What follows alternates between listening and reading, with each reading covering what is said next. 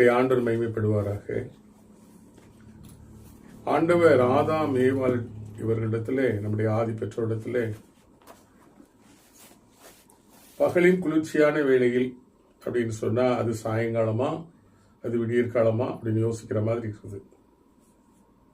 பகலின் குளிர்ச்சியான வேளையில், அதிகாலையில், அப்படித்தான் நான் யோசிக்கிறேன். பகல், மத்தியானம் என்ன செய்யும், சாயங்காலம் எப்படி இருக்கும் அப்படின்னு ஓரளவு நம்ம யோசிக்கிறோம். ஆனால் இவ்விதமான ஒரு கஷ்டமான ஒரு காலம் ஏதேனில் இல்லை. இப்பொழுது காலையில் ஒரு இயற்கையான சூழ்நிலை, மத்தியானம் என்று சொல்லும் பொழுது தாங்க முடியாத இப்படி போல இல்லை. ஆயினும் பகலின் குளிர்ச்சியான வேலை, இந்த பகலின் குளிர்ச்சியான வேலை என்று சொல்லும் பொழுது அதிகாலை தான். என்று சொன்னால் வேதத்தில் அநேக இடங்களில் அதிகாலை என்னை தேடுகிறவர்கள் என்னை கண்டடைகிறார்கள். வாழ்க்கையின் முதல் பகுதியில் என்று சொல்லலாம், அந்த நாளின் ஆரம்பத்தில் என்று சொல்லலாம். மோசே அதிகாலையிலே நீ மலையின் மேல் வந்து நெல் என்று சொல்லி ஆண்டவர் அழைக்கிறார். முதலில் நீங்கள் தேவனுடைய ராஜ்யத்தை தேடுங்கள் என்று சொல்லுகிறார். இப்படிப்பட்ட வசனங்களை நான் நினைக்கிற பொழுது அதிகாலை என்று சொல்லும் பொழுது அவர் பகலின் குளிர்ச்சியான வேளையில ஆதாமோடு ஏவாளோடு அவர் பேசினார். பிற்பாடு மனிதனிடத்தில் பேசியிருக்கிறாரா என்று நாம் யோசிக்கும் பொழுது ஆதாம் ஏவாளுக்கும் தேவனுக்கு ஒரு பிரிவினை உண்டாகக்கூடிய ஒரு சூழ்நிலை, அவர்கள் மீறுதலினாலே தோட்டத்தை விட்டு விரட்டப்படுகிறார்கள். பிற்பாடு நாம் வேதத்தை வாசிக்கும் பொழுது ஆண்டவர் ஆவிலிடத்தில் பேசினாரா என்று பார்க்கும் பொழுது பேசினதாக அங்கே காணப்படவில்லை. ஆனால் காயிடத்திலே அவர் தவறு செய்யும் பொழுது, ஒரு பெரிய கொலையை அவர் செய்யும் பொழுது, கொலை தண்டனை அவருக்கு உண்டாகும்படியாக கர்த்தர் அவரோடு அந்த காயினோடு பேசினதாக நாம் வேதத்தில் வாசிக்கிறோம்.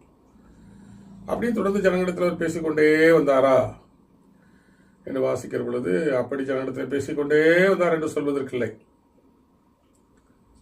கர்த்தர் நோவாவோடு பேசுகிறார்.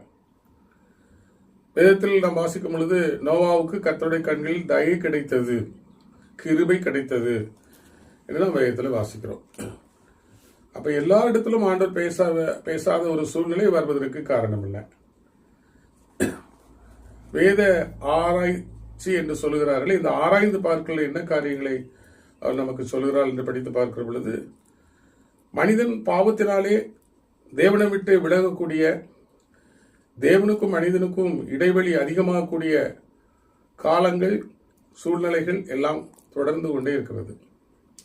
கால சூழ்நிலைகள், வாழ்க்கை சூழ்நிலைகள், மனிதன் பாவத்திற்கு மேல் பாவம் செய்யும் பொழுது தேவன் அவனோடு பேசக்கூடாத சூழ்நிலையில் மனிதனையும் தேவனையும் அப்படியே பிரித்து விட்டதாக நாம் வேதத்தில் வாசிக்க முடியும். அதனால ஆண்டவர் மனிதனத்தில் பேச முடியவில்லை. மனிதன் ஆண்டவரிடத்தில் நெருங்கக்கூடாதவனாய் போய்விட்டான். பாவத்தில் தான் அவன் தொடர்ந்து ஜீவித்து பாவத்தை நெருங்கி பாவத்துக்கே அவன் அடிமையாகி மரணத்தை தான் அவன் தொடர்ந்து நெருங்கியும் மறித்தும் கொண்டு தொடர்ந்து கொண்டிருக்கிறான். இப்படிப்பட்ட சூழ்நிலையில் ஆண்டவரிடத்தில் பேச முடியாத ஒரு நிலவரம் வருகிறது. ஆனதினாலே ஆண்டவர் பூமியில் மனிதனுடைய நிலவரத்தை பார்க்கும் பொழுது அது கொடூரமாயிருந்தது என்று சொல்லியும், இந்த பூமியிலே மனிதனை உண்டாக்கின நிமித்தம் ஆண்டவர் மனஸ்தாபப்பட்டார் என்றும் நம்ம வேதத்தில் வாசிக்கிறோம். மனஸ்தாபப்பட்டவர் என்ன முடிவுக்கு வருகிறார்? பூமியில் ஒன்றுமில்லாதபடி சர்வ சங்காரம் பண்ணக்கூடிய மனநிலைக்கு அவர் வருகிறார். அப்படி வந்த போதிலும் கர்த்தருடைய கருணையும் இரக்கமும் ஒரு மனிதனை தெரிந்து கொள்கிறார். அந்த மனிதனைத்தான் நாம் அந்த ஆதியாகமம் 6வது அதிகாரத்தில் தொடர்ந்து வாசிக்கும் பொழுது நோவாவுக்கோ கர்த்தருடைய கண்களில் தயவு கிடைத்தது. ஆனதினாலே கர்த்தர் நோவாவிடத்திலே பேசினார். நோவாவிடத்தில் மாத்திரம்தான் பேசினாரா? ஆம், நோவாவிடத்தில் மாத்திரம் பேசினார். நோவாவிடத்தில் பேசி மக்கள் யாவிடத்திலும் நோவா பேசினார். கர்த்தர் பேசல, நோவாவிடத்துல பேசி நோவின் மூலமாக அக்கால உலக மனிதர்கள் யாவிடத்திலும் கர்த்தர் பேசினார். இப்படித்தான் நான் வாசிக்கிறோம். பிற்பாடு உலக அழிவு வந்தது, முழு உலகம் ஜலத்தினால் அழிந்து போனது. நோவாவுடைய குடும்பத்தார் அவர்களுக்கு தேவையானவைகள் காக்கப்பட்டு திரும்பவும் மறு உலகமானது ஆரம்பம் ஆயிற்று என்று நாம் வேதத்தில் வாசிக்கிறோம். இப்படி வாசிக்கிற பொழுதும் ஆண்டவர் எல்லா மனிதத்திலும் அவர் பேசவில்லை. குறிப்பிடப்பட்ட நபருக்கு கர்த்தருடைய கண்களில் கிருபை கிடைத்தது, தயவு கிடைத்தது. இப்படித்தான் வேதம் சொல்கிறது. ஆண்டவர் ஆபிரகாமிடத்திலே பேசினார். எல்லா இடத்திலும் பேசவில்லை. ஆபிரகாம் மக்களிடத்திலே பேசும்பொழுது மக்கள் அதை நம்பவில்லை, அவளை ஏற்றுக்கொள்ளவில்லை, விசுவாசிக்கவில்லை. குருடப்பட்டவர்கள் ஆபிரகாம் சொன்னதை நம்பி அவர் பின்னாலே போனார்கள். கர்த்தர் எல்லா இடத்திலும் பேசவில்லை. ஈசாக்கிடத்திலே கர்த்தர் எத்தனை முறை பேசினார், யாக்கோபிடத்திலே கர்த்தர் எத்தனை முறை பேசினார், இப்படிதான் நம்ம வாசிக்கிறோம்.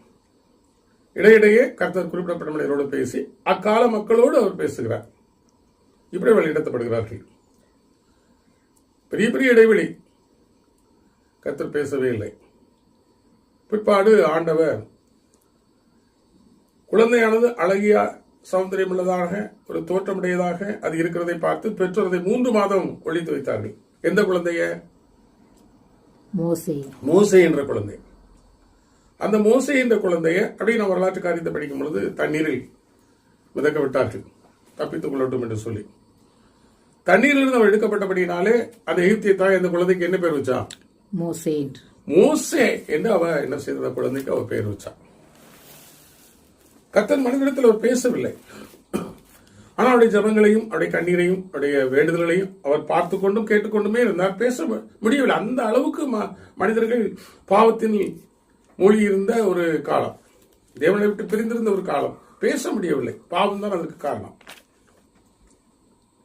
பிற்பாடு கர்த்தர் ஒரு 40 வருஷ அரண்மனை வாழ்க்கைக்கு பிற்பாடு மோசே ஒரு பெரிய கொலையை செய்துவிட்டு மீதியான் தேசத்துக்கு ஓடும் பொழுது அங்கே ஒரு முச்செடி மத்தியில் இருந்து மோசே இடத்தில் அவர் பேசினார் என்று நாம் வேதத்திலே வாசிக்கிறோம். மோசே இடத்துல பேசின ஆண்டவர் ஆரோன் இடத்துல பேசினாரா? மோசே இடத்துல பேசின ஆண்டவர் மீதியான் இடத்துல பேசினாரா?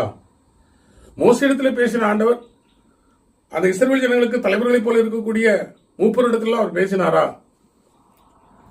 கர்த்தர் மோசே இடத்துல பேசினார். மோசைக்கு பிற்பாடு எல்லா மனிதனிடத்திலும் ஆண்டவர் பேசினாரா?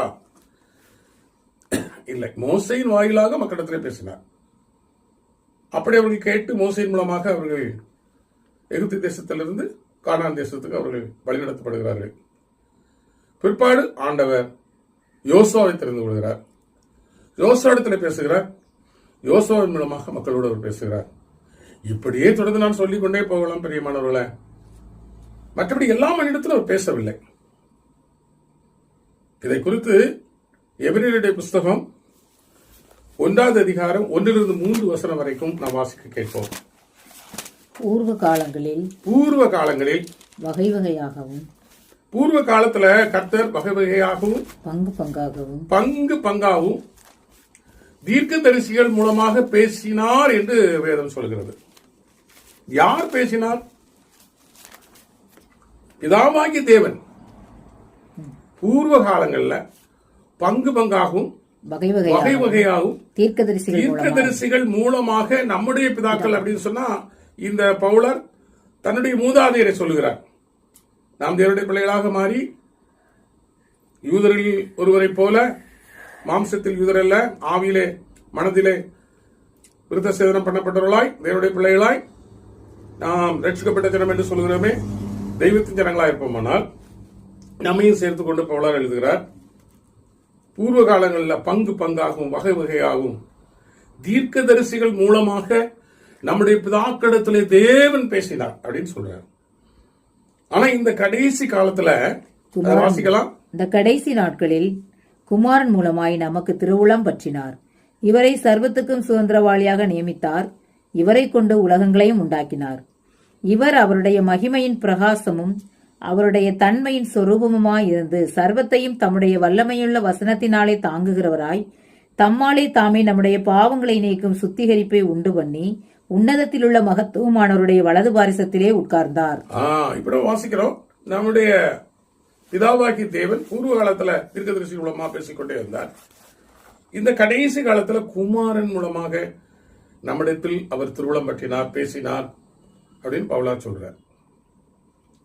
குமாரன் மூலமாக பேசின அந்த ஒரு காலம், குமாரன் மரித்து உயிர்த்து பரலோகத்திற்கு சென்ற பிற்பாடு அவ யார் மூலமாய் பேசினார் அப்படின்னு சொன்னா பேதுரு யோவான் சொல்லுகிறார்கள்.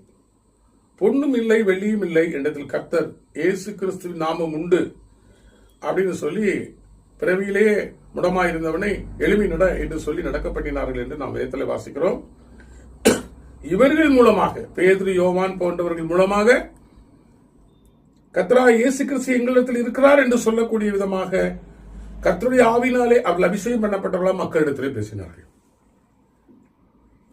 இப்படி அவர்கள் மக்களுடைய கஷ்டங்களையும் வேதனைகளையும் அவர்கள் அறியும் பொழுது கர்த்தரிடத்தில் மன்றாடி அவர்களுக்கு விடுதலை வாங்கி கொடுத்தார்கள். அப்படியால் கர்த்தர் தீர்க்கதரிசிகள் என்ற மனிதர்கள் மூலமாக பேசினவர் புதிய ஏற்பாட்டு காலத்திற்கு வரும் பொழுது அவர் அப்போஸ்தலர்கள் மூலமாக அவர் பேசினார். இப்படித்தான் நாம் வேதத்திலே வாசிக்க முடியுமே ஒழிய, பிரியமானவர்களே, மனிதத்திலெல்லாம் கர்த்தர் பேசுகிறார் என்று சொல்கிறதை நான் வாசிக்கும் பொழுது காலம் செல்ல செல்ல எந்த மனிதத்திலும் கர்த்தர் பேசவில்லை, பேசவும் அவர் கர்த்தருடைய தரிசனத்தை கொடுக்கவும் அவர்களை சரியாய் நடத்தவும் எந்த மனிதத்திலும் இல்லை. பரிசுத்த வேதாகமத்தை நாம் கவனிப்போம். கர்த்தர் நம்மை ஆசீர்வதிப்பாராக.